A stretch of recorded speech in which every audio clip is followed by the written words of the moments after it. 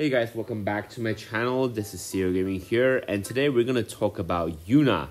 And I know Yuna is everyone's favorite girl as well because of how popular she is. But for me, she's a hybrid character that has a lot of utility, but really didn't excel at one of them. For example, she has decent auras, but if you're gonna compare with, if you want to bring units solely for their auras, then you want to go with Ramza or Garnet. And she has decent damage output for a supporter, but normally in this current era, you want your DPS character, the one to be getting all the turns during the force time. And she does have a strong BT finisher, so that part is really nice. Arguably, Yuna has the strongest one for an AoE situation if you compare her with the likes of Tidus, Cloud, or even Zac. Yuna also has FR battery in her kit, and that is actually really useful given that she has 2 skills that could FR battery instead of just 1. And right now Isuna becomes an instant turn, so that helps a lot. Oh, like I mentioned before, she also burst heal the entire party with cheers, but however, the amount of cheers that you have, the skill usage is only at 5 turns even with the rework and everything. So it might be quite limited if you require a constant healing for your entire party. So Yuna again, do not excel too much in the healing department. She does have debuff cleanse though, which is really easy for her to use with just Isuna and right now being an instant turn and all. So yeah, that's really helpful. Her FR is slightly semi-selfish if you ask me because of the condition that she provides. The good thing about activating her FR is that you won't have to be afraid about debuff, because one of the conditions in her FR is that you need to have 0 debuff on your character. However, with Yuna's FR effect being active, she actually has 100% debuff evasion basically, so she's like an Arif. So in that sense, you don't have to worry about having to cleanse the debuff without Yuna's getting any turn.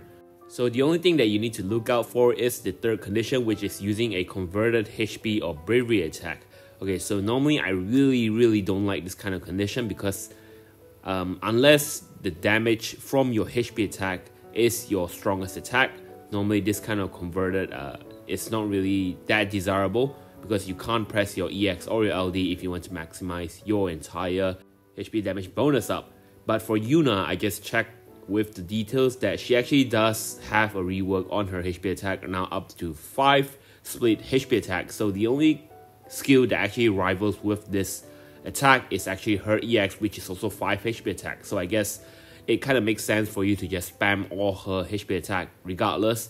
So no biggie there, I guess, but 80% per action.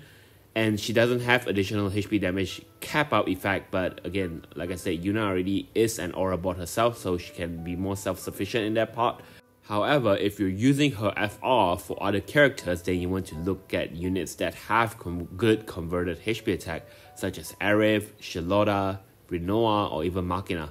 So yeah, Yuna personally, I think I'm gonna pull for her because I got her green BT plus and everything, and I really like her BT finisher. It's just doing really good damage, and it opens up to a lot of fun when you use her BT finisher at a very high HP damage bonus up. So yeah, definitely pulling for Yuna, and I think a lot of people is also going for Yuna. Do I recommend this character to newer players? Yes, of course, because like I said, she does a lot of things, and if you have limited roster, she can actually fulfill a lot of different roles. But for players who actually have a large number of characters ready to go, Yuna can be quite skippable, to be honest.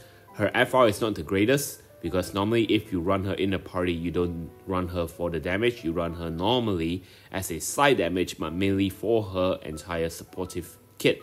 But again, like I said, with her around the party right now with force time and everything, you can always just run a full supportive team and then nuke the boss, maybe using 1 or 2 FR turn, I guess. But yeah, so let me know down in the comments what's your plan for the character is, and I'll see you guys in the next video. Cheers.